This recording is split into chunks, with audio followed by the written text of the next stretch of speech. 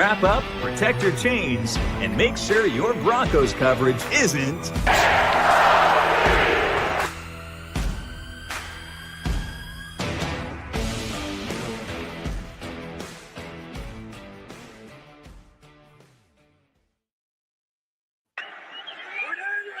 Washington for the win. Mariota has it rejected by Bonitto. And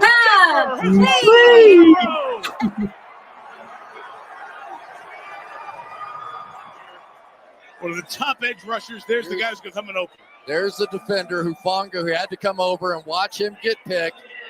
Absolutely wide open for the 2-point conversion and the win, but for Bonitto's long arms. Oh, he gets up too. And as you said, Chris, that's the 86th snap of the night. Bonitto's been on the field for so many of them. Again, another victory that came down to the wire. I don't know how long I can keep doing this. Everyone makes fun of me because I always say the Broncos will kill me one day, but I'm serious. People at work on Monday was like, that game last night. And I said, I'm serious. If I'm ever not here on a Monday or Tuesday and the Broncos played the night before and you go check into the office and the office says, oh yeah, she didn't, it's an emergency sub. You need to send a wellness check to my house because the Broncos have given me a heart attack. Yeah. I mean, I guess there's not much to say, but hello, listeners. We welcome you back to the Incomplete podcast, where your coast-to-coast host provides you with news, coverage, and opinions of all things Denver Broncos, plus anything else that's on our minds. I am Ty, and I'm joined by my wonderful co-host and best friend, Kelly. I will have this to say. On a day where the defense was lackluster at best, and that might be taking it light. That might be being kind in a sense. They made the plays when it mattered the most, and thank goodness for Nik Bonitto.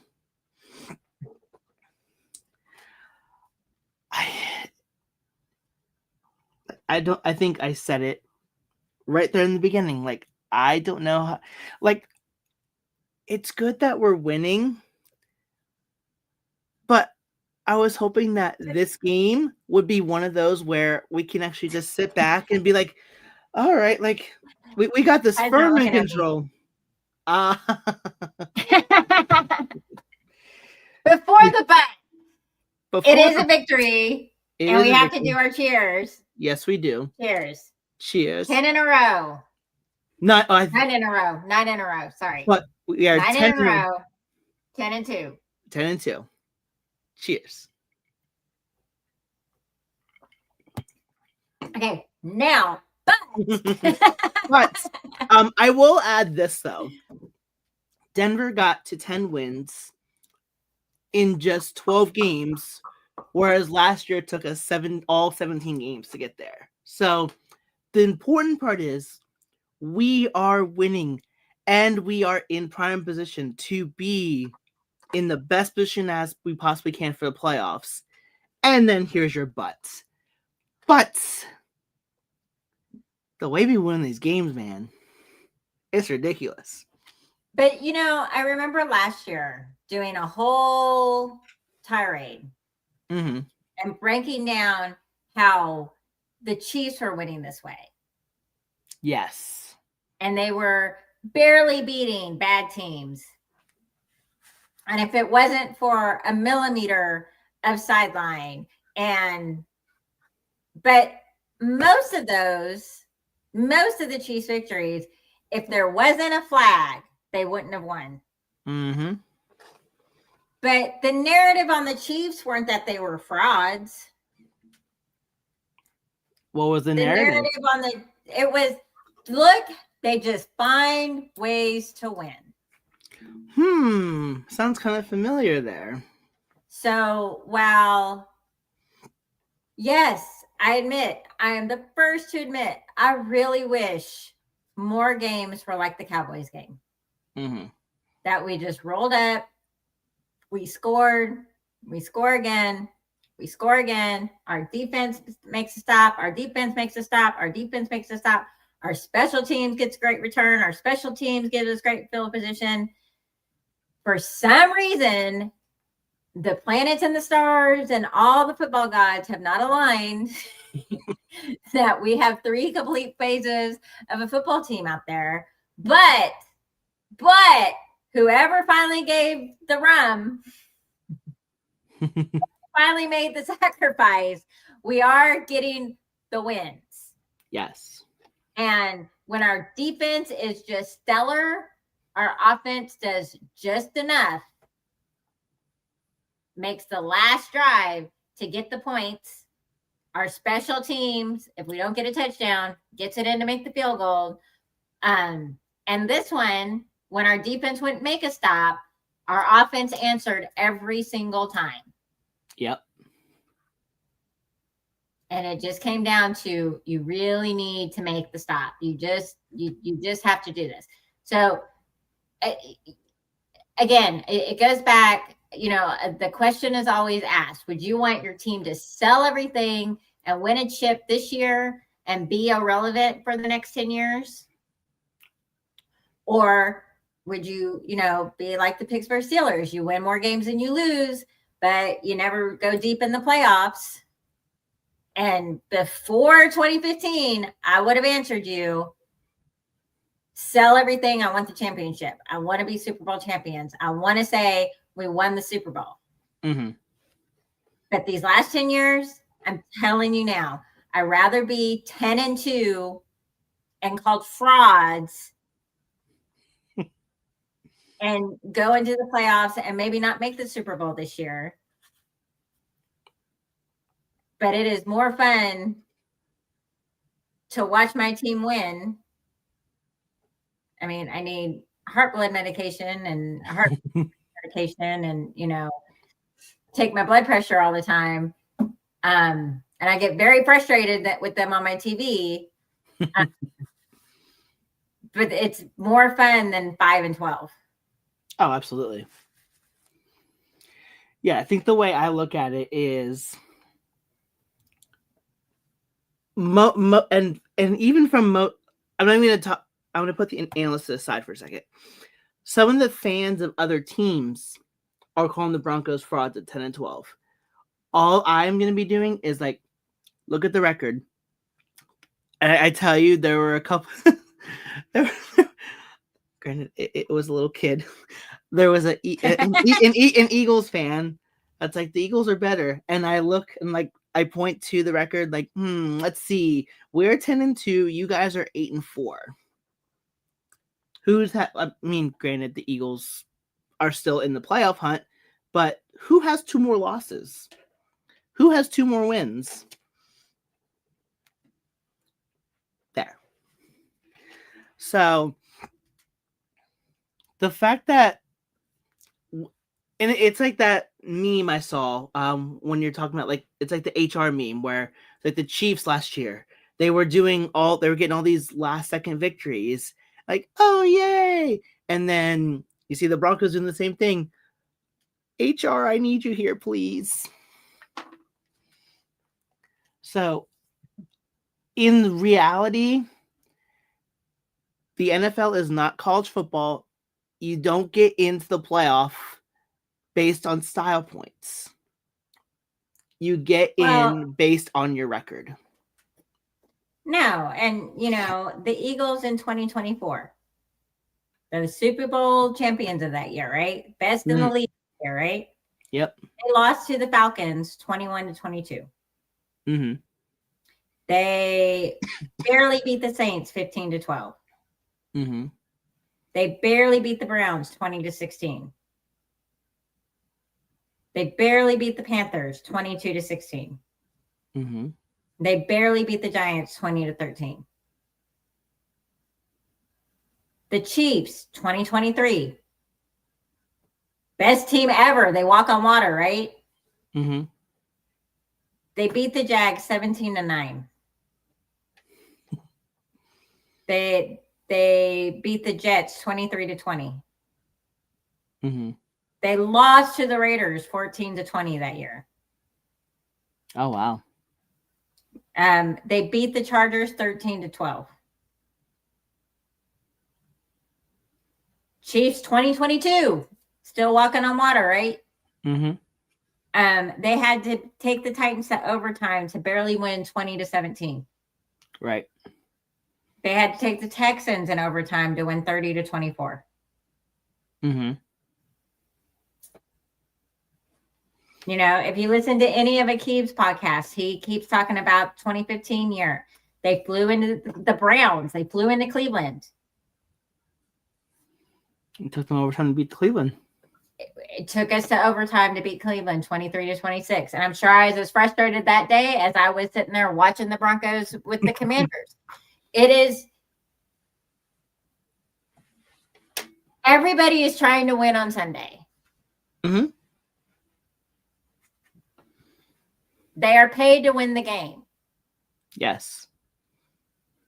They're not going to lay down and die because of who you are. Right.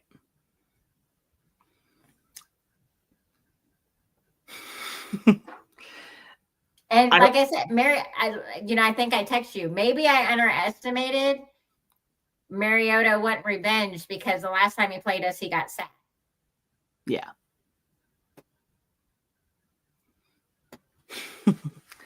Yeah, I think when it comes, whoopsie, we didn't think of that. But honestly, when you really look at it, and I'm gonna especially talk more about this when we get into the preview of this upcoming game. I think and it's really hard to pinpoint exactly where. I know Washington is not having a great season. They've been decimated by injuries, inconsistency, things like that. Washington may not end up making the playoffs. It doesn't mean they can't play some kind of spoiler for another team. And that game, they said like, hey, we may be 3-7 at that point. We may be 3-7. No, I think they were 3-8. Yeah, 3-8. Yeah, they were 3-8 going into that game. Playing a team that has almost nothing to lose is a very dangerous team. These win streak teams, they all the athletes talk about, you suddenly have a target on the back. Mm-hmm. Everyone wants to be your spoiler. Exactly. That's it. Yeah, that's all it comes down to. The important part is that you are out there, and Herm Edwards says it best. You play to win the game. That's all it is. And the fact that the Broncos have played to win the game and won 10 out of 12 of 10 of their first 12 games. I wanted to woohoo! Yeah. They finally got it right. Yeah. Denver's getting something right. And if you even look back to last year, Denver struggled with 1-score games. Now they're thriving in 1-score games. And all of a sudden, and I always bring this up because I'm waiting for him to fire back. But on one of our first podcasts 7 years ago, Cameron Parker, because I was so frustrated we were losing those 1-score games back in 2016, that he said, but, at the time, Trevor Siemian will take those steps. The offensive line will tighten up, and soon we'll win those 1-score games. Well, it wasn't soon, but we have finally started winning those ones. He was right. He was right. It took a whole bunch more quarterbacks and a whole bunch more coaches. But we have finally got there. We are finally there. And not a lot of them are coming because of BS flags. No, all of them have in all fairness has been legit. So with that said, let's recap this game. Okay. As always, we always start with the bad and ugly. And so you're going to be you're going to be really surprised I didn't have a whole lot of ugly, which is really shocking given how that game went. So I think you do it better than I do when it comes to the ugly. So let us know what you saw that was not very pretty. I really need Sean Payton to stop the stupid dialing up the trick play. You're going to have to refresh my memory on which trick play he did, because I'm blanking on it. The double sweep 3 handoff thing. Double sweep 3 handoff thing. It's why we had to settle for their second field goal. Oh, right. Okay, I remember now. Yeah, that was something. For being such a football genius. And you know what? If you want to dial up this trick play, like in a game against the Cowboys when we're up 3 scores, cool. Great. Because then if it fails and we settle for 3, then it just looks like, okay, we tried something, we're not showboating. When we only have a 3-point lead, is not the time to waste the down and lose the points. Mm-hmm. Just stop trying to be cute. Sean, you are not a preteen girl. Stop trying to put the bow in your hair. Just play football. Yeah, Sean Payton, you're not one of these many bachelorettes that I'm trying to date. Joke. Anyways. All right. The only ugly I had, I can see why the play. I can kind of see where Nick's was trying to go with it, but my God, it was almost like he threw that ball right to Bobby Wagner. And I really need all the Seattle Seahawks on that 2013 team to get the fuck out of football. I just really need you all to go away and stop making me relive the Super Bowl that will not be named. So I think I might have forgotten to mention this last podcast 2 weeks ago, but I forgot to mention that. I think I forgot to mention, I'll have to double check. My key matchup was the Broncos offensive line versus Bobby Wagner. And I was like, how did I forget to mention that? Because I knew, well, it's probably good, because if I had mentioned it, it would have been like, that means watch out for Bobby Wagner. He's going to end up doing something. I tell you, he always seems to make a play on the Broncos. Everybody does. I don't know what that is. You know, we talked about it with Ron. I don't know what that is. I really don't know what that is. God, the Broncos are just so hated by Let's see. Let's run down the list. We have Khalil Mack. We have Joey Bosa. We have Max Crosby, Bryce Young. Well, yeah. They just become superstars against us. I don't, you know, and Pat McAfee finally explained it. Okay. And it didn't even have to do with real life Broncos. It was a video game. You know, why he turned into a beast about us. So, well, he did make that critical tackle in it was like, I can't remember what. That's why. So he tried to be a stand-up comedian for after football. Yes. So I need everybody. I won't spoil the whole story because he tells it well and it's hilarious. You need to go to YouTube, Google Pat McAfee, stand-up comedian. McAfee, stand-up, and he explains the whole. I mean, because he's got the picture of that tackle of Holiday like behind him, the whole special, and you're like, Jesus Christ, it's one tackle. Why is it? And he tells the entire backstory to why he just hates the Broncos, why there's a fire in his belly, and it's hilarious. I didn't want to hear that. Yes, and he also talks about the incident that happened to him, and you know, at the height of his stardom as the Colts, and he talks about draft day. and why he picked number one. And so it is hilarious. He delivers it well. He's a great comedian.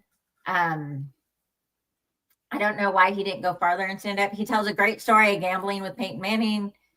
So go Google it, go, or YouTube it. It's funny. It's hilarious. Go hear all the stories.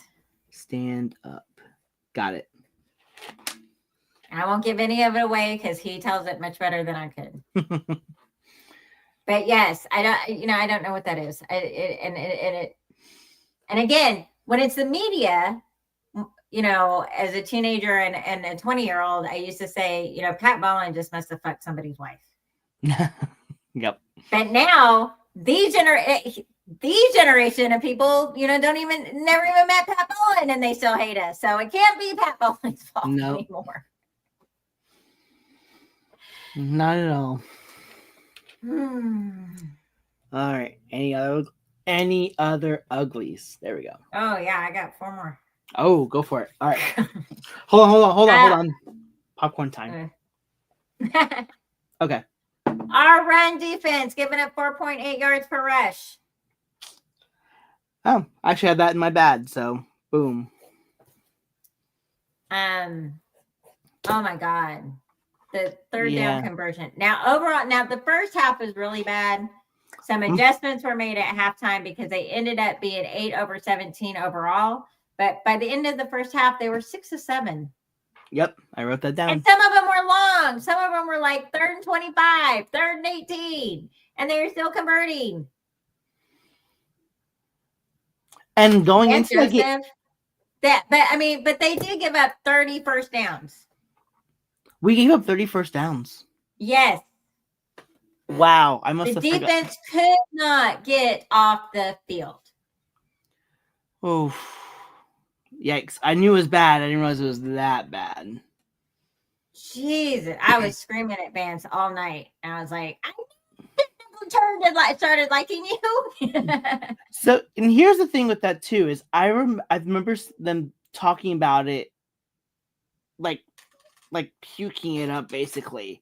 That Denver was like top 3 in third down conversion defense. I think they were like I want to say they said the best third down defense. Didn't look like that on Sunday. I got, oh my God, their missed tackles. I need to have a little conversation with Hufanga. Yes, we all need a conversation. I love Hufanga. Love him. Yay, you're a Bronco. Welcome to Mile High. But if you don't stop just shoulder blocking the motherfuckers and start wrapping up, I swear to God, I'm going to find you and kill you. Oh, jeez. Censor that. Metaphorically, because I will make you walk home, whatever, Ooh. Because the missed tackles, most of the Commanders' yards came after first contact.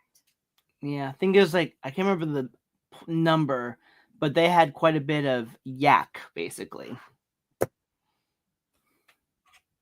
Well, yak is yards after catch. Oh, I'm sorry. Oh, I thought it also meant yards after contact. I might have to refresh it on my... Maybe if it... I don't know. Hold on. Gonna look it up. Okay, keep going. Yeah. And then, the fuck? I know I've bitched about this a lot for years, but just spamming the flat. Do we not know Ertz was on the field? And that he'd be open in the flat? When I tell you the 8th time, we don't want to make an adjustment to, fix it. I think because we had done so well at protecting against the middle of the field, protecting against tight ends, right back to square one in that one game. Oh my goodness gracious. Contact. Acronym. That's what I was thinking of. I'm still trying to look it up. So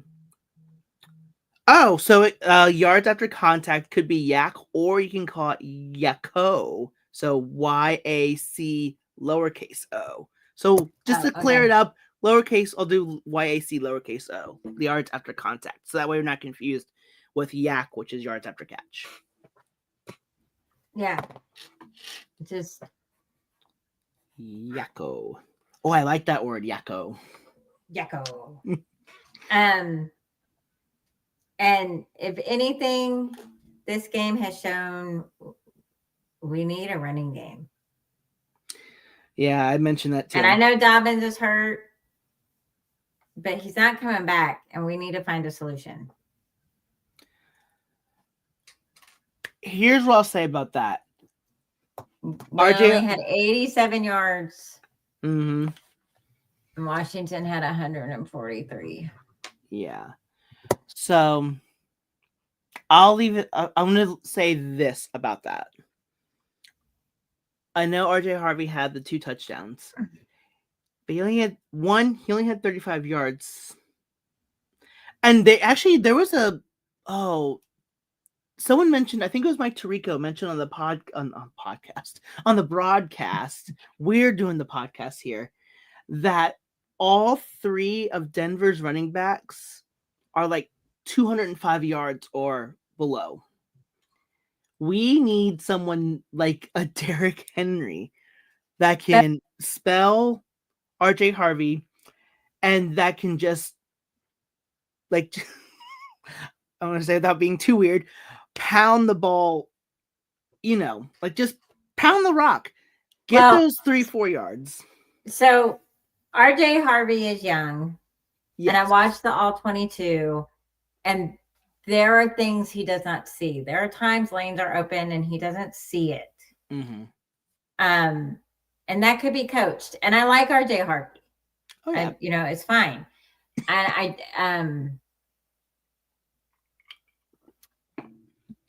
but we really, really need a running back. Yeah. And on top of that, we need Sean Payton not to abandon the run game. Yeah, that too. The game was relatively... That's part of the problem too. Mm-hmm. We abandoned the run game. So in this game, I don't have that as a bad or an ugly because I understand why we did. Right. But we need a running back. We need a running back. Can Terrell Davis still run? No. Can Willis McGahee still run? Where's Noshawn? I think he's like retired. Where's CJ Anderson? Well, Terrell Davis is older than me. I mean, fair. So yeah. But that's all I have for uglies and bads. Same here. So we can get to goods. Woo! Yay! Let's see. What do I want to go with? You know what? Let's start with this one. Dre Greenlaw, interception. I had him. Perfect.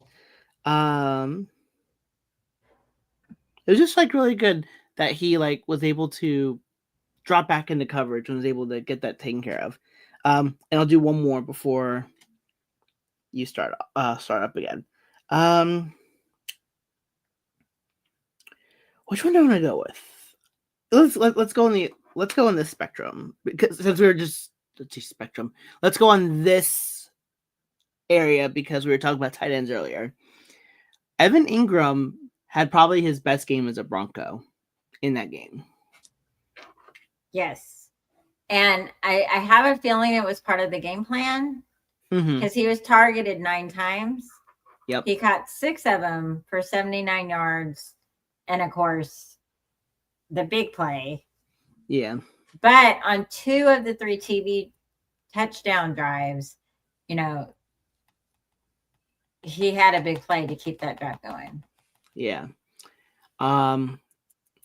And they were I was watching like the all 22 a little bit, basically like from the view of Washington, a Washington Commander fan, and they were so mad that they had Bobby Wagner on maybe I don't know if it was Bobby Wagner. I think it was Bobby Wagner on Evan Ingram on that overtime drive where he ran, I think was it 30, I want to say 35, 40 yards. And he's like, why are we having Bobby Wagner covering our tight end here? I'm like, welcome to our world where we can't cover a tight end worth anything.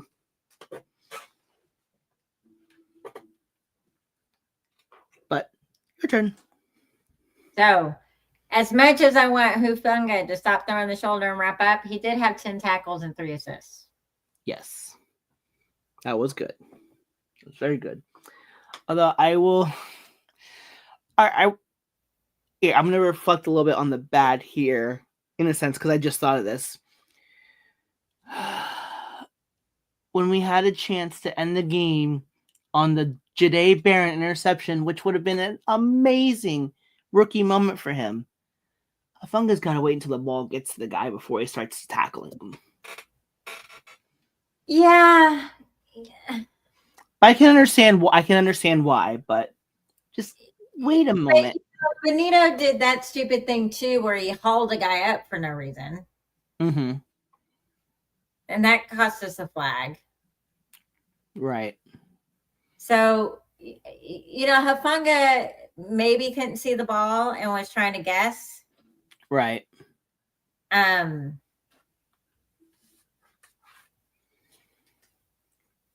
don't know. Like, I don't have a problem giving grace when it's just a mistake. Mm-hmm. But speaking of that, do you know who didn't get a flag? Tunsil? Oh, Riley Moss. Oh yeah, that is a good. He did not get flagged the entire game. He did get beat once. Yeah, and that almost cost us the game. Pretty badly, but yeah, Debo kind of got him big time there. But that's going to happen. Yeah.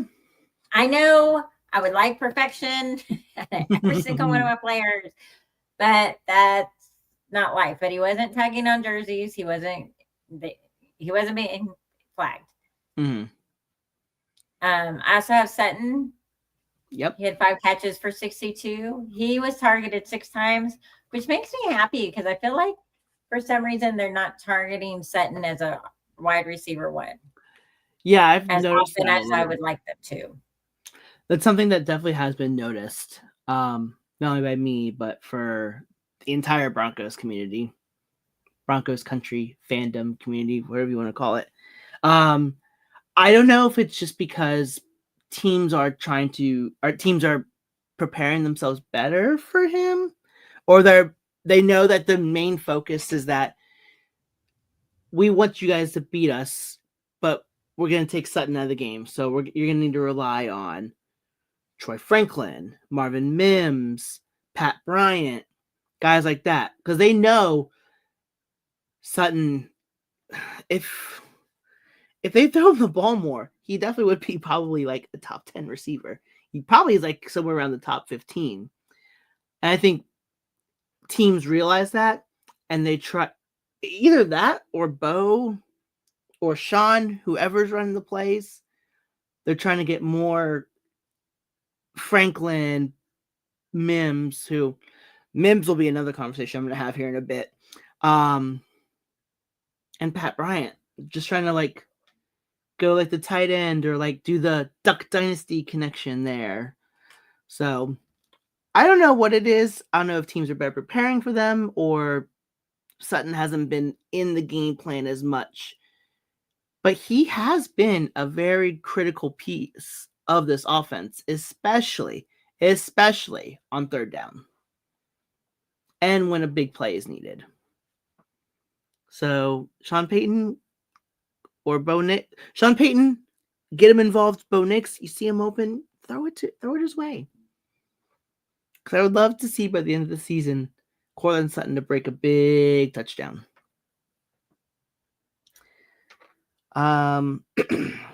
Mentioned Harvey already. All right. a little happy note for Alex Singleton.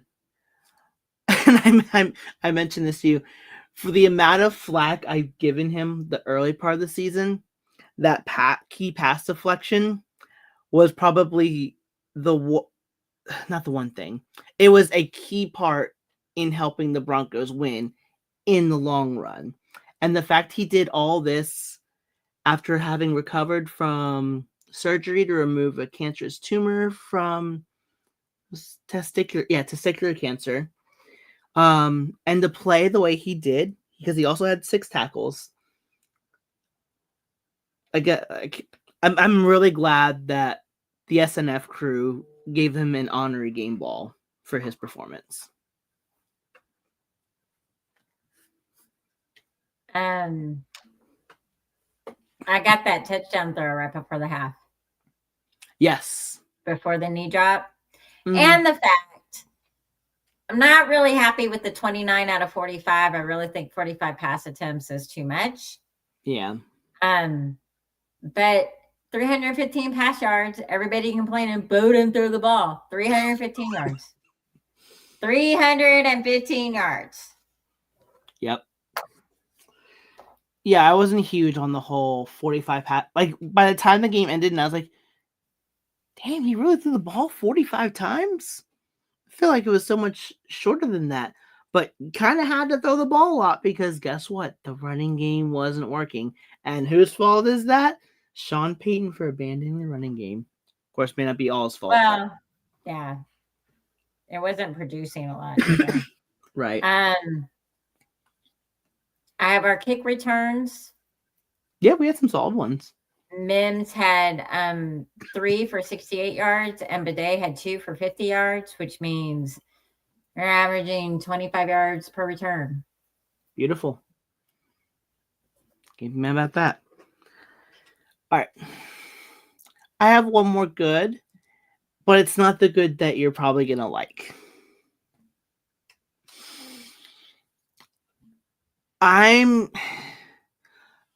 I'll be one to give credit where credit's due. As you heard earlier, much credit to the Washington Commanders for not laying down and playing the best football they can, and it almost came away with a victory. One place I do want to get credit, even though I was mad about it at first, but I'm like, okay, that was actually pretty. Like, there was nothing that RM could have done about it. But I will give credit to Treylon Burks for that touchdown. It was a nice catch. But going back to that, Mariota is a Heisman winner. Yeah. And he's won a playoff game. He took the Titans to a playoff game and won. And he beat the Kansas City Chiefs. Yeah. So the fact that this narrative that, well, you should just show up and beat them.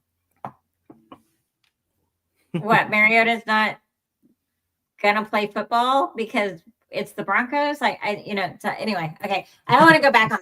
But I kept sitting there the whole game when they were like, wow, look at Mariota. I'm like, he's a Heisman winner. He's won a playoff game. He's not some scrub. He's one of those quarterbacks that got thrown into a situation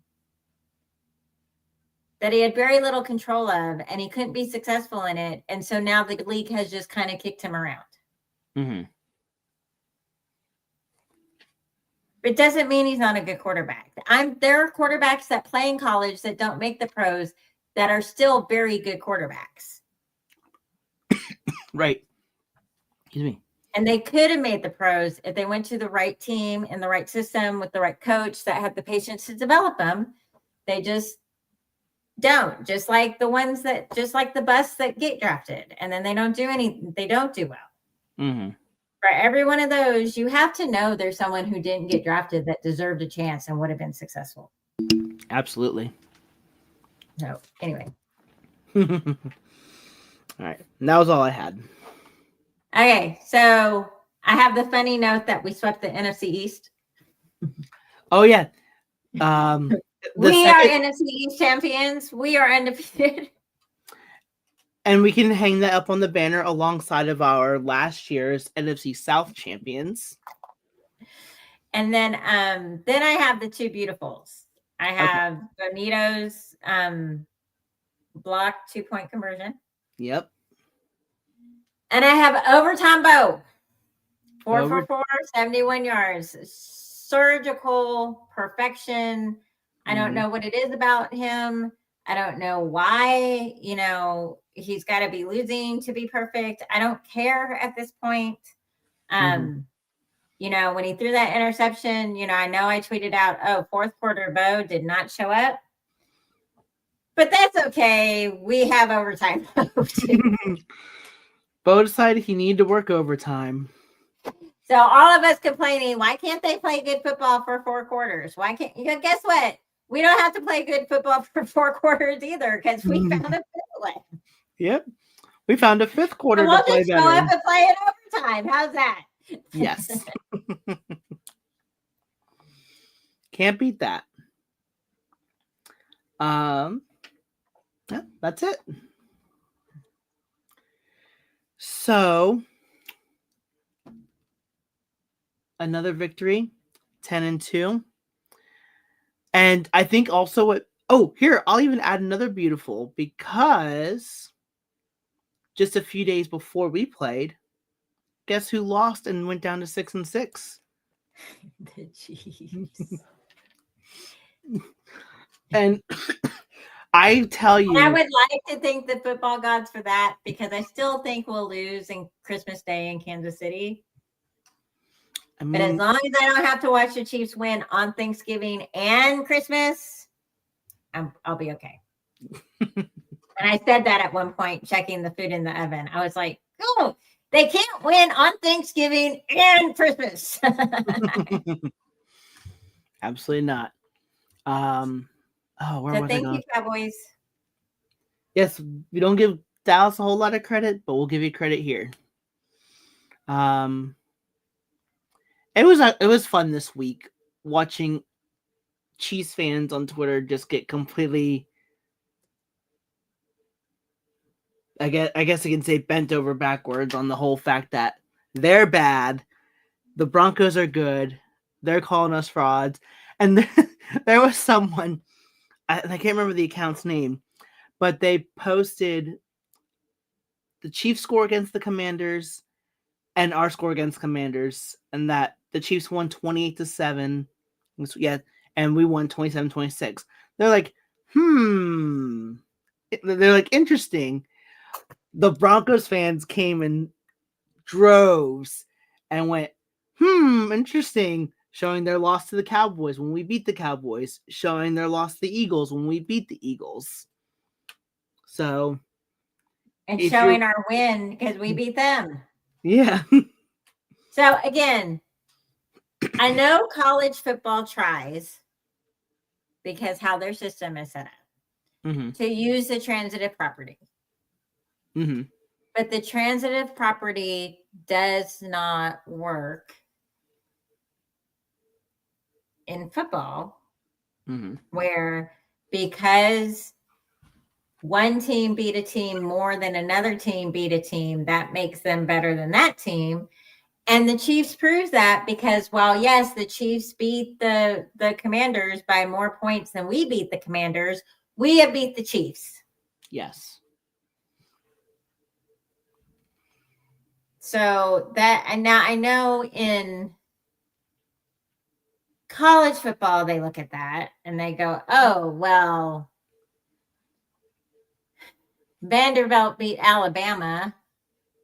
And the Sooners beat Vanderbilt, therefore the Sooners are better than Bama, and then that's how they throw those rankings out. That's a whole different system. Yes. But the NFL has always lived and died by any given Sunday. You cannot play this game on paper.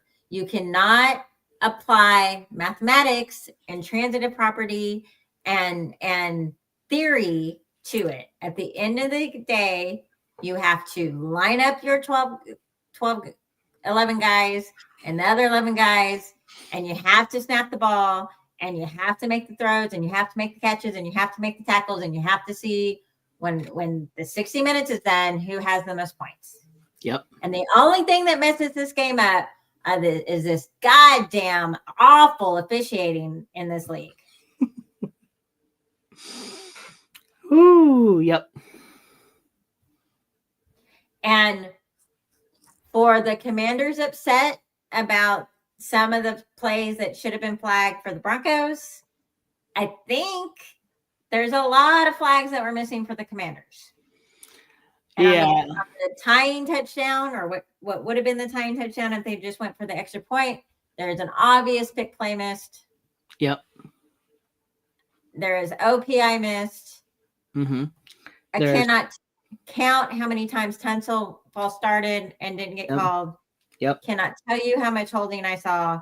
And in the first quarter, that helmet to helmet was missed. Yes. So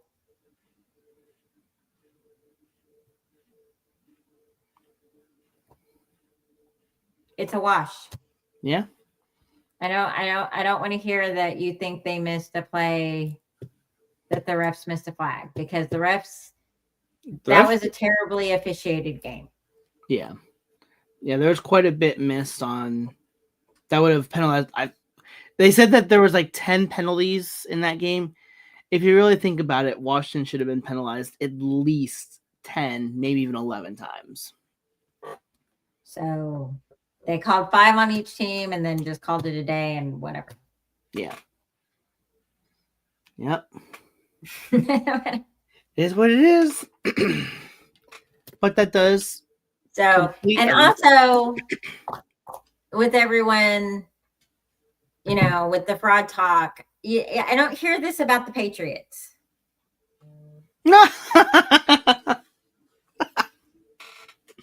And Drake May. Drake May. Drake May.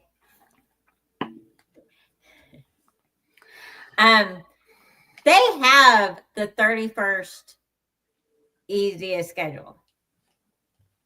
There's only one team that has an easier schedule than them. Mm-hmm. Okay, and the remaining schedule is the second easiest remaining schedule of teams. Mm-hmm. I think because they were 4th in their division last year, so they're playing the bottom of the barrel of the NFL. Yep. Denver's schedule at the beginning of the year was ranked 15th toughest. Mm-hmm. And our remaining schedule is ranked the 11th toughest. Right. Why are we the frauds? Well, what happened was... So, I think this is probably going to bode well more for Denver, because I will be honest with you and anyone else that's listening. It's going to be a real hard reality when the Patriots get into the playoffs and they have to play one of these playoff teams, and they're done just like that. I think the thing that that's going well for the Broncos is that they're being battle tested against these teams, and that's going to bode well for them going into the playoffs. The New England Patriots have been able to basically cakewalk throughout this entire season. Really, the only tough teams that they've played this year, from what I can remember, are the Buccaneers, the Ravens, and of course they have the Bills in their division. So that's only 4 teams. If they don't, if they think they can just breeze their way to a title, I think they're going to get that reality check sooner rather than late. They're going to get that reality check. Excuse me, that reality check when it comes to the playoffs. But I mean, I'm just saying. I don't know. I just find it. This is how I am opening up around the NFL, because I don't understand why we're the And truthfully, we're ahead of schedule. Yeah. With a second-year quarterback, do you expect us to be 10-2 and competing for the number 1 seed in the AFC already? No, Nope. We're ahead of schedule. It's okay. Yeah. And if you don't believe us, then next year when we do the same thing, then what are you going to call us? Epic. Not epic. Mega Because we were second, so we're playing number 2 teams. Mm-hmm. So when we're first this year, and next year when we play number 1 teams, and we keep winning because Bo has gotten better, RJ Harvey has gotten better, Franklin has gotten better, Brian has gotten better. We're done paying fucking Russell Wilson. Yep, after this year we're done. And we got some cap space back, and we can pay some veterans. Then what? Then what are you going to call us? They're going to still hate because they hate us. You know what they're going to call us? You know what they're going to call us? Well, champions. That's what you're going to call us. That actually reminds me of a tweet I saw that they can continue calling us frauds, but if we win that Super Bowl, they're going to have to call us I wish I could remember. The worst Super Bowl champion. Yeah, the worst Super Bowl champion. Something like the most fraudulent Super Bowl champions ever. The most Mickey Mouse Super Bowl champion. No. Mickey Mouse has been a success for over 100 years. Sit your ass down. Yeah. And besides, go Donald. Yes. All right. You want to kick off around the NFL on that? Well, you kind of did. So that's how I kicked it off because I wanted to talk the Patriots from. Okay. Oh, so that's your first segment. Okay, I gotcha. Then I only have one more, and it's really big, so I'm gonna let you do all yours. All right. So let me.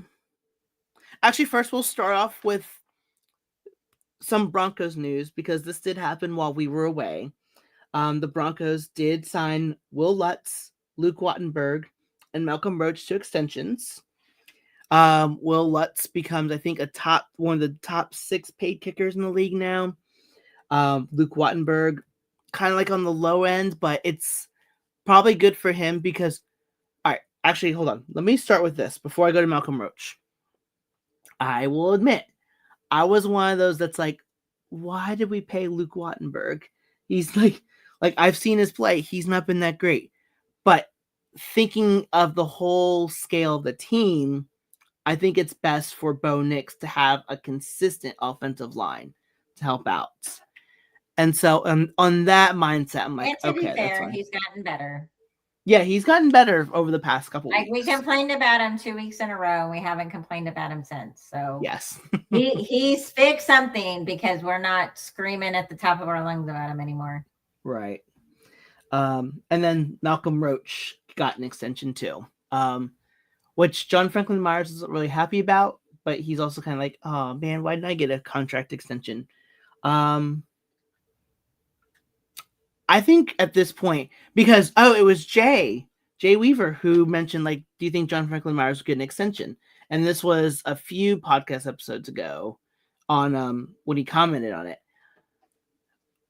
The way he's been playing, I do hope that we get an extension with him over the offseason. I think what is really happening here is that we're trying to get some pieces in right now. And man, when that Russell Wilson contract's off the books, you better be ready for us because we coming from them players. Dang! The checkbook has opened. The checkbook has opened up. Our card's gonna swipe. What's that saying now? My card always swipes. Oh, yeah. We have to have a card that can swipe, baby. Yeah.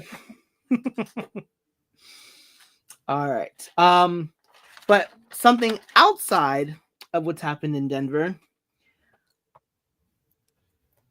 We talking about fraudulent teams, although I'm not going to call this team fraudulent. The LA Rams, in a week that had a bunch of upsets, I think the biggest shocker was the Carolina Panthers beating the LA Rams. Carolina stays in playoff contention with this huge win over the previous number 1 seed, LA Rams. What was very impressive with me was that Carolina hung in with the Rams all day.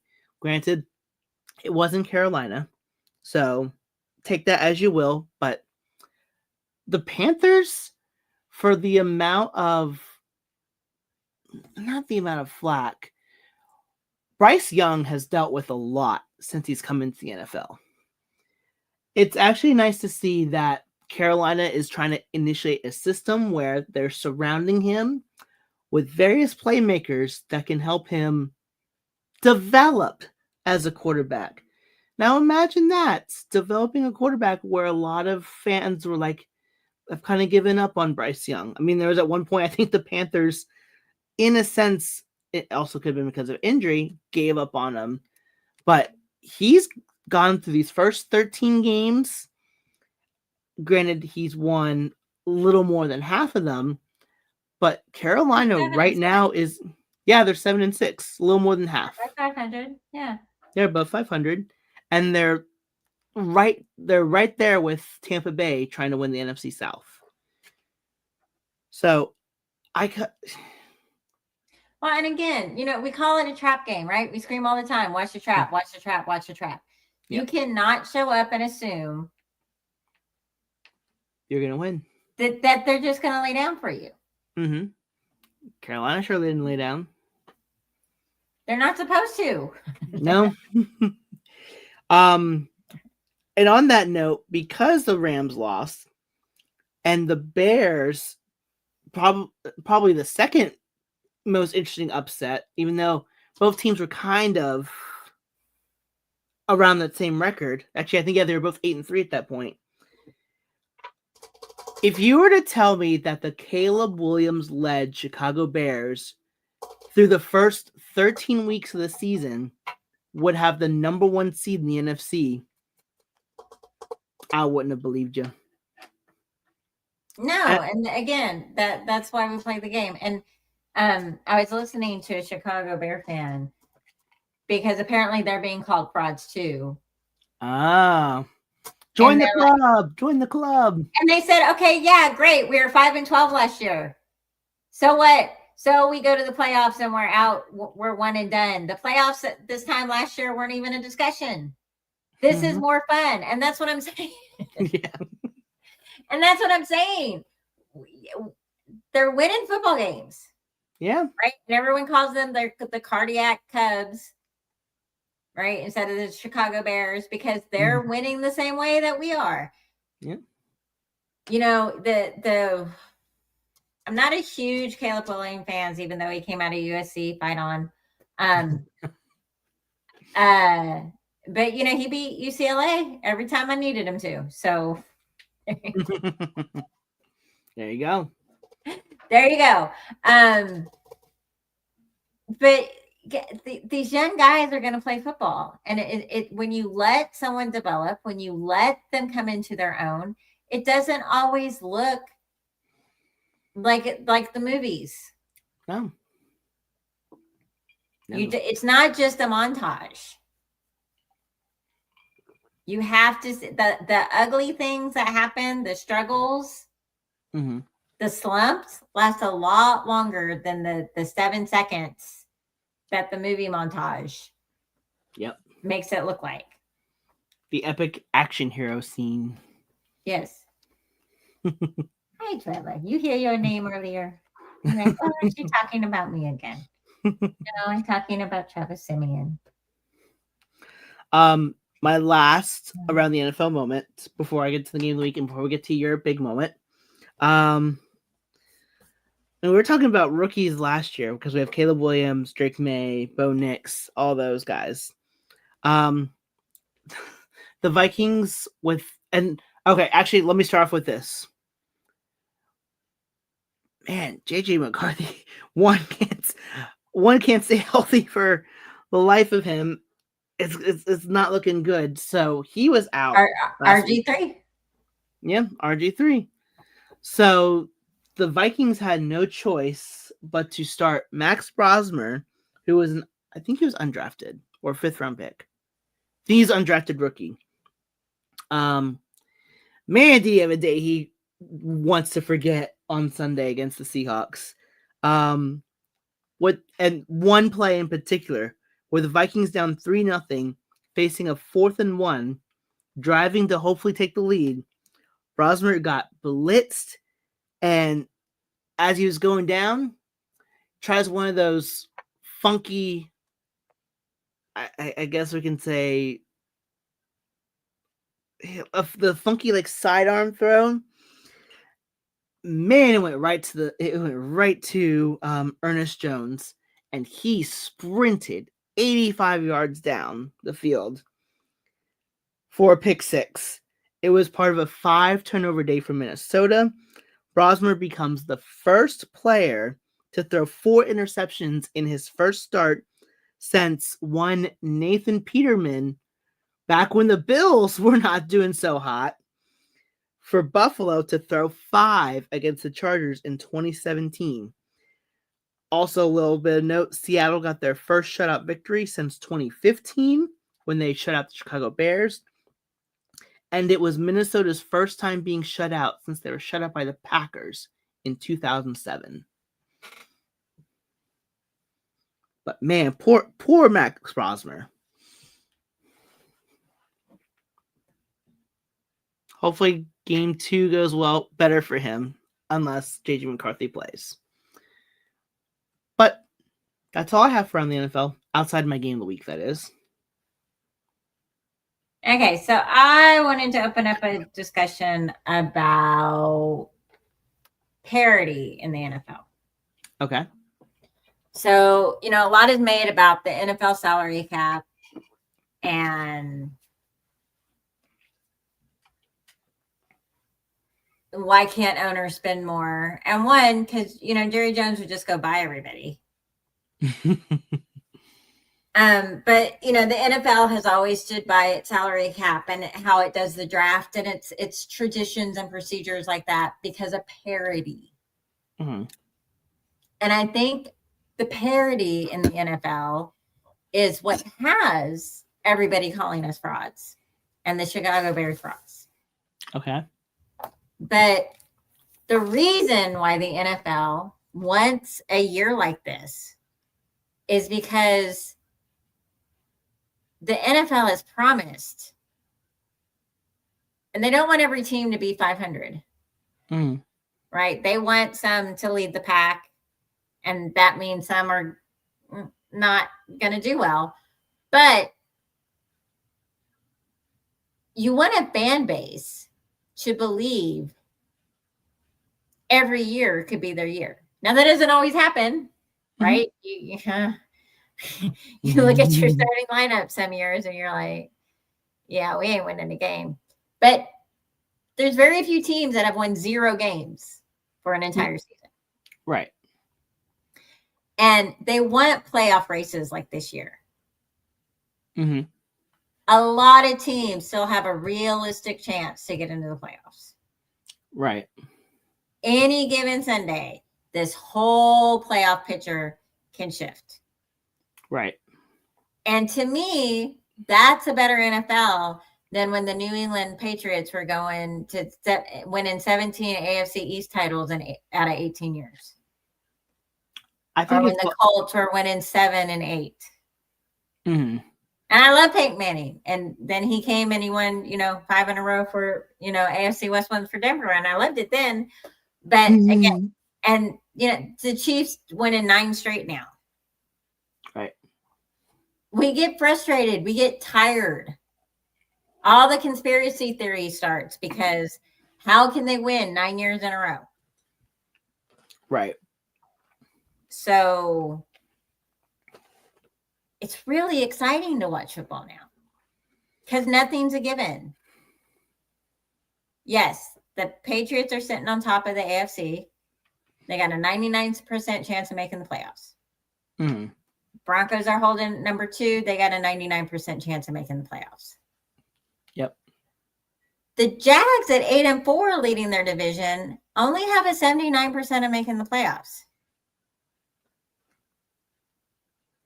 The Ravens, a 6-6 team, have a 69%.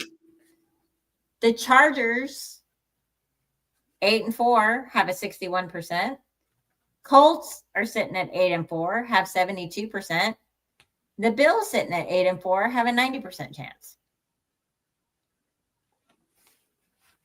those teams that can still catch up include the Texans at 7-5 that have a 63% chance. The Steelers sitting at 6-6 have a 31% chance.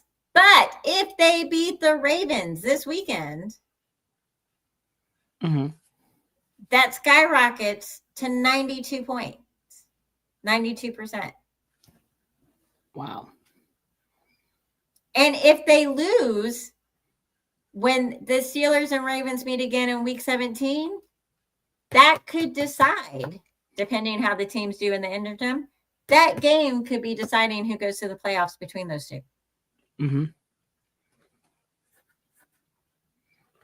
The Texans and Chiefs can swing their percentage by 75 points. The Jags and Colts can swing their percentage by 52 points. Oh, yeah, because they play each other. Right. Yes. And that AFC South, how it works out, could also get a new leader. And if they get that new leader, 3 of the members of the AFC South will be eligible for the playoffs. See, Colts, Jaguars, Texans. Okay, I just want to make sure I got that right. Yep. And the Chargers can still take the division from us, depending how we play and they play in our Week 18 matchup. Yep. Now they got to get past the Eagles, the Chiefs, the Cowboys, and the Texans to do that. Oof. So good luck with that, Chargers. And especially given that your starting quarterback has a fracture in his hand, or in his, I think his wrist. It's his non-throwing hand, though. Yeah, it's his non-throwing hand, but I mean, I heard he didn't practice today, so we'll see how that goes. But it's gonna be interesting to see, especially where the Chargers are. Let's not talk about the dream scenario of Bengals fans, where the Bengals run the table. I did see that earlier. They could. I mean, the Ravens and the Steelers are playing a whole bunch of hot potato with this division. No, you take it. Nah, you can have it. No, No, it's your turn. Nah, you can have it. So the Bengals could come up and decide, oh, we'll take it. Again, it's not an easy road for them, but it's not impossible at this point. No. And usually by week 13, week 14, the schedule kind of looks funky because it's like, why they schedule all these teams? They schedule the games like that because this is what they want the league to look like. They want these late season games to matter. They want the playoff implications to matter. Something that I found that was very interesting was usually by this time, and the parity thing, it's where it kind of ties into it. Denver has a chance to go 11-2 this upcoming Sunday.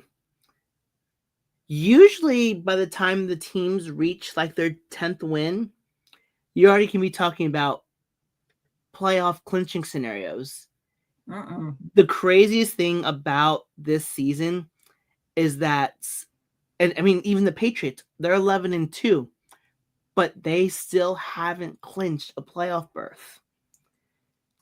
And that's the crazy thing about this parity, that that the Patriots and the Broncos would likely need to get 12 wins to lock up their first playoff 12, berth. 13 wins, yeah. It is crazy to think that. Okay, now that's the AFC side. Yes. NFC side, the Bears sitting atop the NFC. The Bears, number 1 seed. You know their percentage of making the playoffs today? 85%.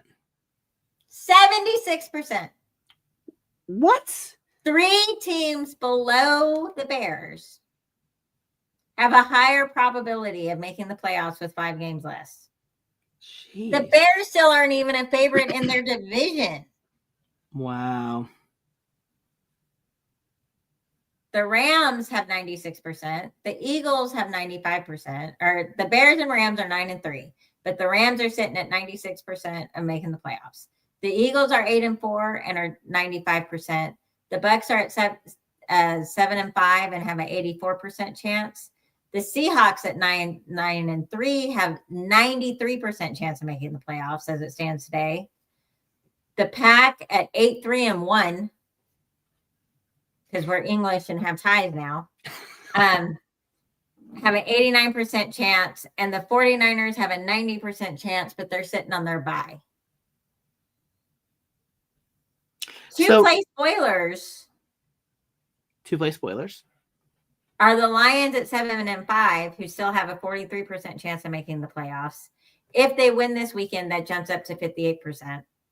The Cowboys at 6-5-1 have a 16% chance of making the playoffs, but if they win this week, that jumps up to 31%. And the Panthers are 7-6. They just knocked off the Rams, and they only have 18% chance of making the playoffs. Sheesh.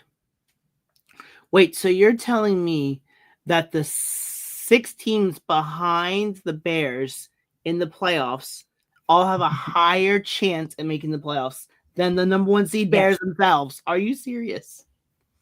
So this Bear versus Packers week is very important for the Bears. And it's very important for the Packers. And they play this week or next week. And Carolina has pulled off the 2 biggest upsets. And it's in the top 10 in the NFC. Oh, boy. But this is what the NFL dreams of. The whole parody, yes. This is what it's supposed to bring us, so that we are not sitting in week 14 going, well, hell, the Patriots already clinched. The Chiefs have already clinched. Okay, whatever. Then what? We're playing for pride. Everybody's playing for pride. Now there are, 5 teams mathematically eliminated? Yeah, the Titans, the Raiders, the Cardinals, the Saints, and the Giants.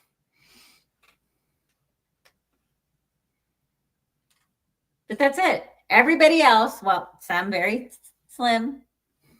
There's still a chance. Yeah, actually, I can't even. There were some elimination scenarios for today, or for this week. So the teams that can be eliminated this upcoming week: the Vikings, the Commanders, the Falcons, the Jets, the Browns. Oh, that's it. Yeah, that's it. Just those 5. So only 5 more teams can be eliminated this week. That's 10. So that's 10. So which means there's still 22 teams. There'd still be 22 teams still alive. After week 14, there'd still be 22 teams alive. So I also think that's where some of the fraud narrative comes from. Mm-hmm. Because we have been used to, by this time, not so much on the bubble or in the hunt, or them not being realistic. Like they've always been there mathematically. Yeah. But they've not been realistic. Yep. Absolutely. Hold on a second. Which actually, I'm looking at a couple of these other scenarios. I'm gonna knock on wood here before I say anything here. Or do I knock on wood afterwards? I think I'll do it afterwards. If Denver or the Chargers win this week and Kansas City loses, guess who can't win the AFC West this year? The Kansas City Chiefs. The Chiefs can be eliminated from the AFC West title contention if they lose, and either the Broncos or the Chargers win. So, depending on what happens with us against the Raiders, I'm going to be paying close attention to that Sunday night game. Oh, and actually, the Raiders thing also reminded me of something else, but I'll talk about that in the preview. It's something that you actually brought to my attention. But are we ready for game of the week? Yeah, I kind of cheated though. What'd you do? Because we should watch the Colts and the Jags, the Chargers and Eagles, and the Chiefs and the Texans because they all have playoff implications. That's fair. That's totally fair. I went with one that has AFC North playoff implications, and I picked the Steelers and Ravens. But you know, the Bears and Packers would be a good matchup too. So yes, just any game that has big playoff implications. Pay attention to that game. So I picked the AFC ones because they could affect us and our seeding. Yes, sounds good to me. I just picked the. So I don't have big breakdowns for them. I just have a big watch and see. You know what that graphic starts to change and look like. Yep. Because there's no X's or Y's by any of those or Z's. And there won't be for another week. I only said 3 words for why I picked the Steelers and the Ravens. No explanation needed. So go with that. Excuse me. All right. Now that we've gone around the NFL and that we've talked about the game or games you're paying attention to, guess what week it is, Kelly? Fuck the Raiders. Yep. It is the final meeting of the season between both teams. Yeah, because the Raiders ain't making the playoffs. Yeah. Yep, I think they're one of the very first AFC teams to be eliminated. And I wrote down Las Vegas from eliminated postseason, meaning they will look to play spoiler the rest of the way, which we're hoping they're not. Because before we even get into that, you brought up a very interesting point in which winning this game could impact Denver's possibility of getting the number 1 seed, if I'm not mistaken. Mm-hmm. Go ahead. You can explain. Oh, I wanted to see if you'd explain, but all right. So, do you want to explain or do you want me to explain? I kind of like it better. Go ahead. Okay. Go ahead. Okay. So, if you remember, back in week 1, there were 2 teams that played each other. It was the Raiders and the New England Patriots. Who won that game, Kelly? The Raiders. The Raiders. Which wasn't good in hindsight because they were up there tied with us in the division at that point. But it could end up being a very good thing depending on how Sunday goes.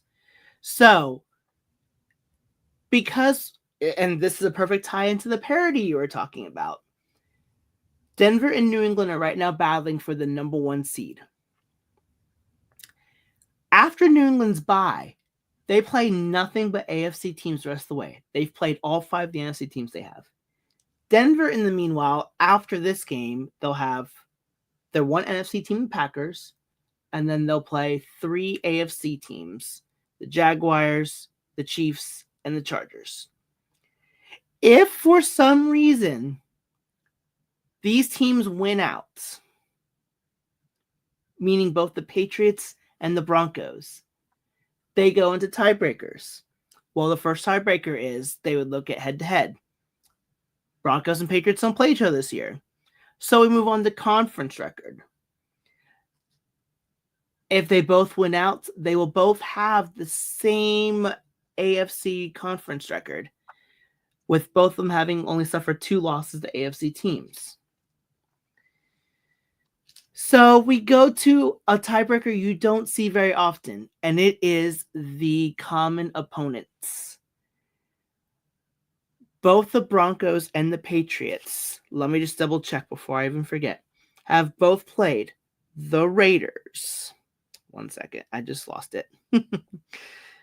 They've both played the Raiders They've both played the Giants. They'll both play the Giants. They both played the Jets. They both have played the Titans. They've both played. Oh, I think that's actually it. Oh, they both played the Bengals. When you look at common opponent tiebreakers, if the Broncos beat the Raiders, the Broncos will be 6-0 against common opponents, and the Patriots will be 5-1. Where'd that one loss come from? You go all the way back to week 1 when the New England Patriots lost to the Las Vegas Raiders 20-13. The homeless people. Sorry. Yes. So you go all the way back to week 1. Why didn't the Patriots get them 1 seed? Look who you lost to in week 1. A team that's not even in the playoffs. Playoff. Yeah. So this is, again, every game does matter. Yes. And the NFL, the basketball season is long. Yes. Right? Like the first 17 games of the basketball season is called cardio. Yes. Cardio. Oh, I like that. Baseball season, very long. Right? Mm-hmm. You drop 5 or 6 games, none of that, okay, whatever. You're going to lose games. It's going to be okay. You're going to lose double digits of games. It's going to be okay. But football used to be only 12 games. Then it became 14 games. Then it became 16 games. And now it's 17 games. But even at 17 games, every game matters and can play and can come back to every loss can come back to bite you. Mm-hmm.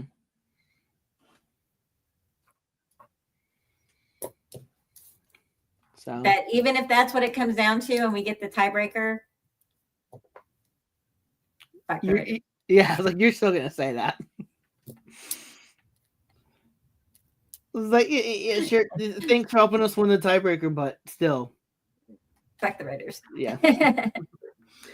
And of course, it goes without saying this is a big divisional battle to give Denver a 3-1 record in the AFC West if they win, because we're still trying to fend off the Chargers right now. I mean, there's Denver's 10-2. The Raiders are 2-10. They couldn't be more polar opposite this season. But you never, ever, ever, as we kind of saw a little bit with Washington, take a team too lightly. Especially a rival. Especially a rival.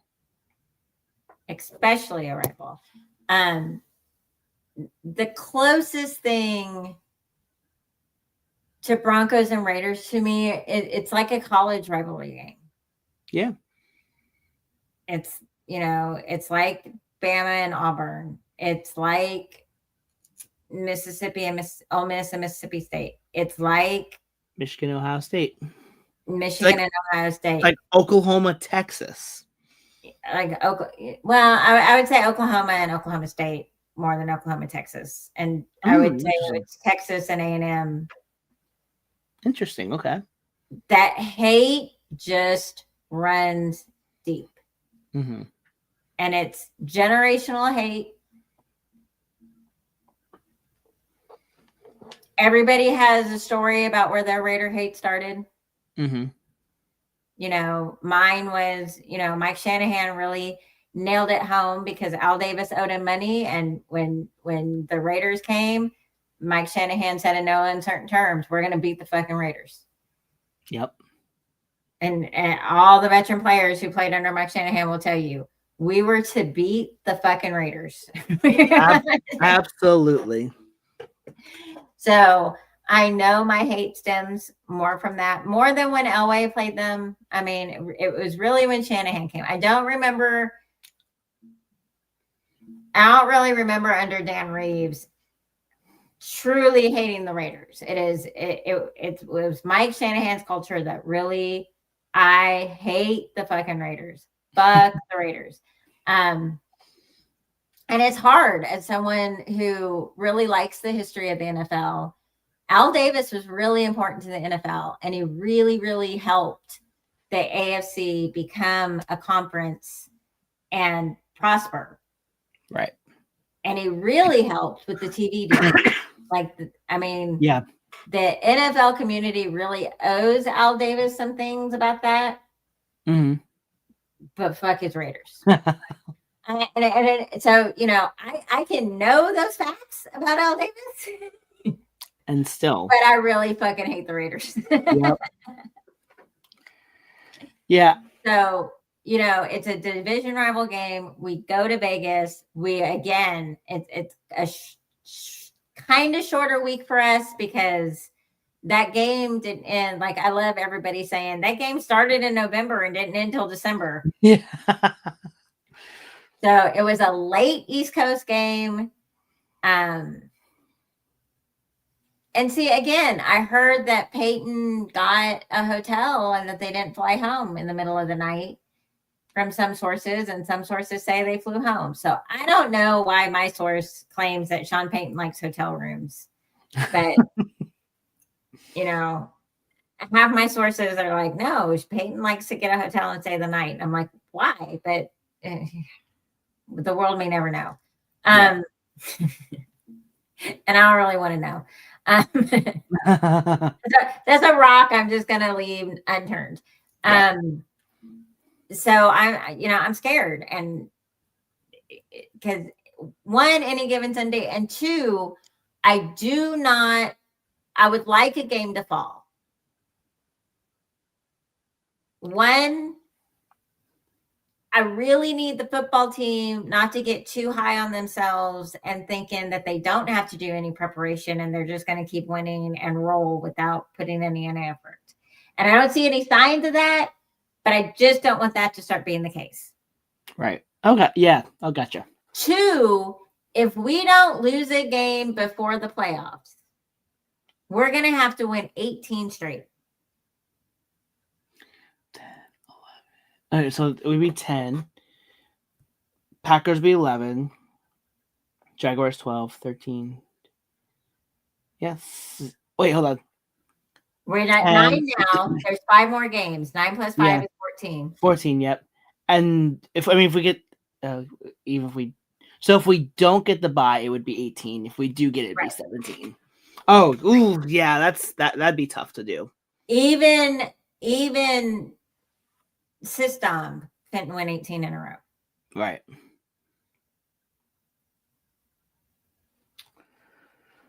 So I really need a game to drop. I don't really want it to be the Raider one. I don't really want to be the Chief one on Christmas Day. But we got to drop a game. I was going to say, if there's one game that I don't even want to say it. If there's one game we can kind of afford to drop, it'd be next week against Green Bay. Okay. If that's one game that playoff scenario, tiebreakers, whatever that we can afford to drop, it would be Green Bay. Okay. But I don't want to think about losing any games right now. But it happens. No, I don't want to, except I can believe all I want. I just really don't think we're going to win 18 straight. No. I think it has, I would think as long as it doesn't happen in the playoffs, that's fine. But yeah, I think. And I've never liked going into the playoffs on a hot streak. Yeah, because we did that in 2012.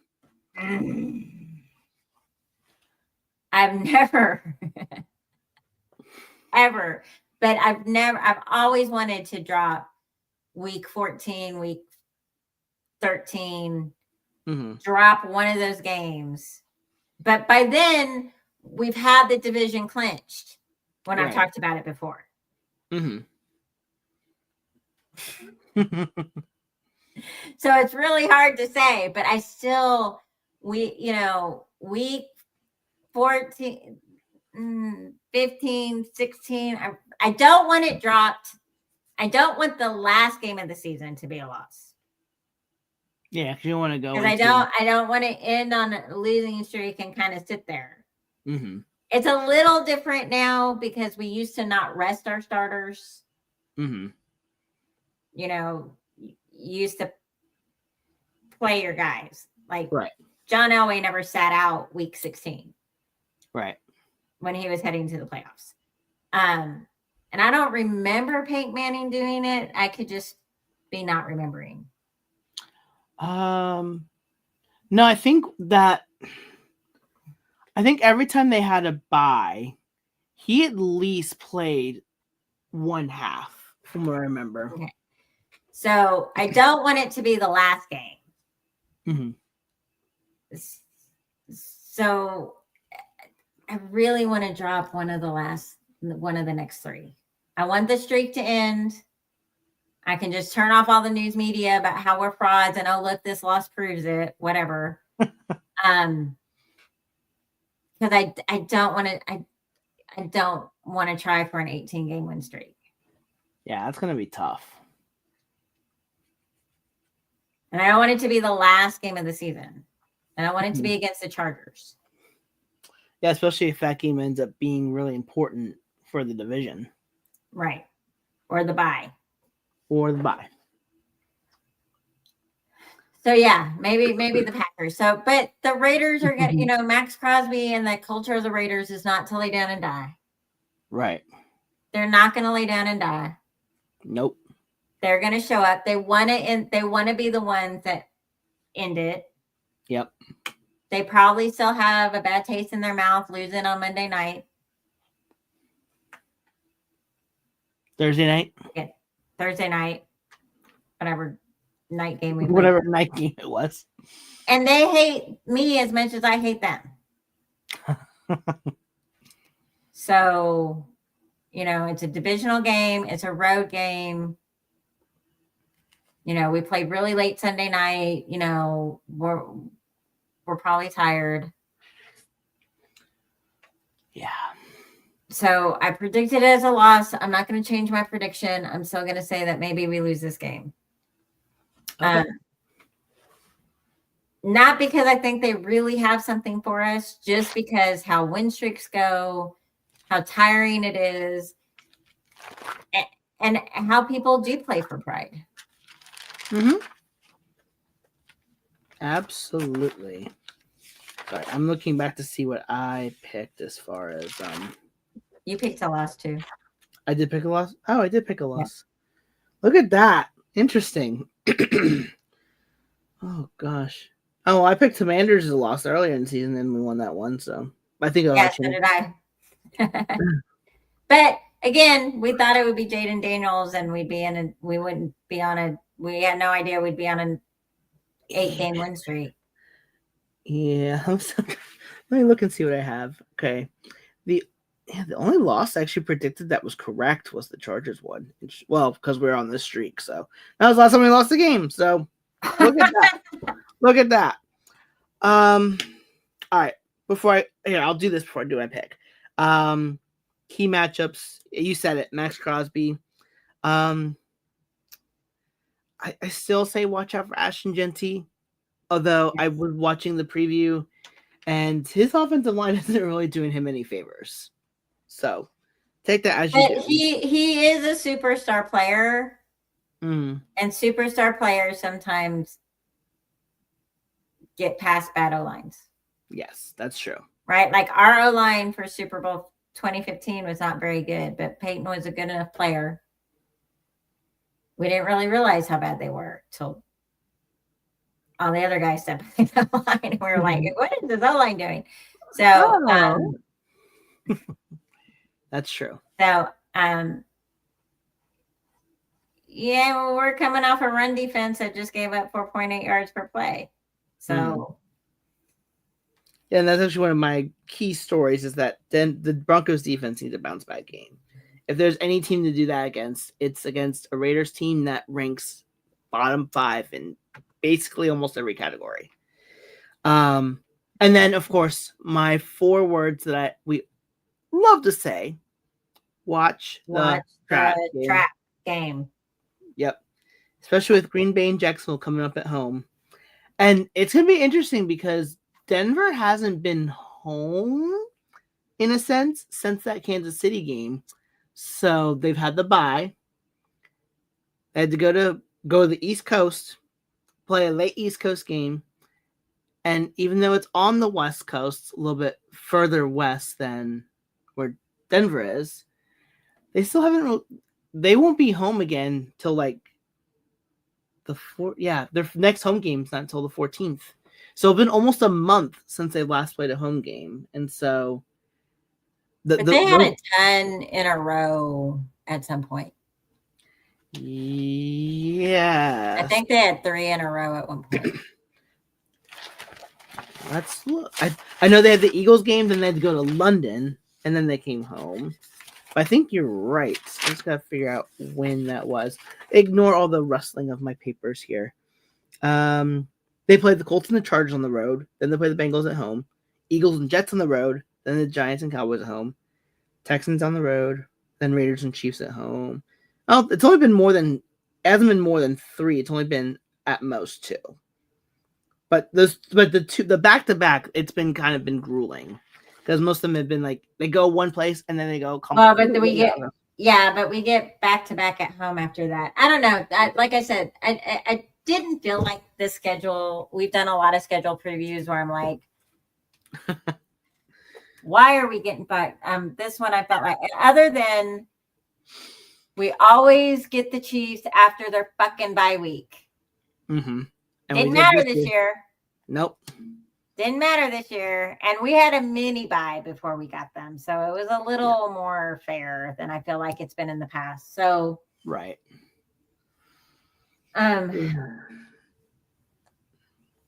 Yeah. All right. So I had it as a loss. On paper, we don't lose this game. And I think I'm going to stick with the paper thing. I think we do win this game. I think it might be a little. And here's the thing. No, I'm being serious. At least I'm trying to be serious. I'm trying to remember what happened. What happened in last year's home game? We had the Patrick Surtain pick 6. That's right. And we ended up dominating in that one. And then we kind of still. I'll say this. I think we do semi-struggle in the first half of this game. So prepare for a lot of screaming in the TVs for the first 30 minutes of the game. But I think we wake up in the second half. I don't know if the Raiders are going to lead after halftime, but it's going to be close. I feel like it's going to be shades of what happened last year when I think the Raiders were up. I think they were up 13-9, and then we came back and won that game. I think that kind of thing's going to happen this time around. And we just like all of a sudden like, oh, we need to wake up. We need to win this game. Although I don't have the Raiders scoring more than 16 points in this one. I think it's going to be a slow start for Denver, but they wake up either before halftime or after halftime, and they get it done. So prepare for lots of upsetness. Upsetness, is that even a word? In the first half. Because it's a division game, it's a rival game, it's a team that Broncos fans cannot. This is a team they cannot stand for years upon years, generational hate, basically. So that's all I will say on that. I will say though, thinking about the whole Raiders thing, remembering how when we had Ron on and he says he cannot stand the Raiders, I never thought of it until now, but I don't think I really thought much of it. But yeah, I can't stand them either. I can remember like even as a kid, I had a little bit more of a temperate for it, but I swear, every time we're like losing or we cannot just put BTA on the Raiders, I get so mad. And it's happened a lot over the last few years. Like, why are we not knocking this team's teeth in right now? Well, because for some reason, Brock Bowers shows up and just has the game of his life, and Max Crosby beats our own line single-handedly, and we fucking hate them. Mm-hmm. That's why. I mean, it's not rational. Mm-hmm. And yeah, if we come out and Bo settles down and sets his feet and makes the throws, and our receivers don't drop the balls, and we establish some sort of run game, and we shouldn't struggle. But like Ron and I say, there just seems to be, that the Broncos just kind of play down to who they're playing. Right. And that's on coaching. Mm-hmm. So I don't know. I kind of want to believe. I want to believe. I don't know that I do believe, but I want to believe that maybe Sean Payton doesn't call games where we can be dominant and put them away, because he's kind of putting them in their back pocket and saving it, and just calling enough to win the game because he doesn't want to show his hand. Maybe. So, because really the only thing we have over the Patriots is Bo Nix has been to the playoffs before. Yes. Drake May has not. Now he was 4-13 last year? Yeah. And so it's a completely different environment. If you listen to any veteran talk about it, it's just completely different. And until you've been a couple times, you really don't understand. Right. Absolutely. And it's what got John Fox fired. Mm-hmm. Because he was like, what? I made it to the Super Bowl. You got to go. If that's your attitude, you got to go. Peace on the streets. So I don't believe that. If you really nailed me to the cross, I don't believe it, but I want to believe it. I want to believe Sean Payton is being so 3D chess master-ish that he's just like, oh, I'm just going to call enough to win because I don't want to show my hand. I don't want to show what we can do. I don't want to show how dominant we can be until it's time. And then, when it's the playoffs, the science fiction and the lightning, it's time. It's going to happen. And we're just going to see a Broncos team that's like, oh, well, where has this been? Yeah. So that's my little thread of hope I'm holding on to. That's fair. But we'll struggle because they are professional football players. They're getting paid to play this game. They are competitors. They've done this their entire life has been devoted to this sport. Yep. They hate us. They're playing for pride. They're playing at home. They're playing for their own paychecks. They're playing for their own contracts. They're playing for their own families. And they're not going to lay down and go, oh, we're scared of Sean Payton. And so we need to show up prepared to battle. And it's going to be hard. And we may beat them 10-7. Yeah. Maybe another one of those 10-7 games. And we might drop this game completely. And then everybody can be like, see, they can't even beat the Raiders. Neither did the Patriots, so. And I was going to say, that's what I know. Neither did the Patriots. Oh, boy. So, I'm going to keep mine a loss. Okay. I'll change mine to a win in the hopes that me just changing things kind of sets the balance in a sense. But if you were to tell me that, or not if you were to tell me, if I were to tell you that I wasn't scared for this game, I'd be lying to you. Just because, again, rivalry game. They have nothing to lose. We have everything to gain. Sets up for the perfect trap game. It's a trap. Oh, I wish I had that meme. I could just play it right now. All right. But on that note, you ready to close? Oh, wait. Before we close out, anything else you'd like to add? Fuck the Raiders. Okay. That's a end podcast right now. Of course, we can't end it until we give everyone the information. So, care to close this out? Yeah.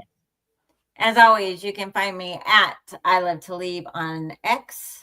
You can find me at TieFlyGuy15. You can find us both at the same time. IN-COM-PLETE_2. Because there's two of us. That is also where you can find us on Instagram. All those DMs are open. If you would like to give us any comments, questions, concerns, challenge flag, song requests, guest requests, topic requests, we ask that you are respectful and stay clothed. If sliding into someone's DM is not for you, you may email us at in_com_plete@outlook.com. We are live here on YouTube every Wednesday at the times that are down below, although it kind of scrolled away for me, at 9:15 p.m. Eastern Time, otherwise known as my time, 8:15 Central, 7:15 Mountain Time, which is where most of you probably are, and 6:15 Kelly Time or Pacific Time. I will not give you any international times because my math is not that great at doing all that. Daylight savings time and standard time messes it all up. Yeah, messes it all up for sure. But we do understand if you are unable to watch us live at those times because Wednesday, middle of the week, school nights, you have to get up early. Especially because we do this podcast for a while. We do always have the audio version available for you. And you can always watch this back whenever you want to. But if you're not a video podcast type of person, we do have our audio that's always available within at least 24 to 46 hours after we're done here. And that is always on Apple, Spotify, iHeart, wherever it is that you get your podcast. I only ask that you leave us a review, give us however many stars you want. 5. Yeah, we always aim for 5, but I understand that we are not everyone's cup of tea. Sometimes I had a mimosa today, but shot of whiskey, whatever I'm drinking that week, because yes, you had to drink a lot this year. Yes, we had to drink for 9 straight podcasts. And 10. Well, yeah, that's actually the most that we had last year too. So, but if you don't if you don't tell us what you would like to see changed, as much as because we love doing this podcast. Actually, let me phrase that. We love doing this podcast. If you don't tell us what you would like to see done, there's not much we can do to help you out. We're just gonna keep doing our own thing because we all think that you're happy. But you all should be happy. Someone's happy with us. One viewer, someone's happy with us. Well, all our listeners, we have more listeners, but yeah, we usually give it some time. There'll probably be more viewers at some point. But try that again. On that note, and until then, and until next time, go Broncos.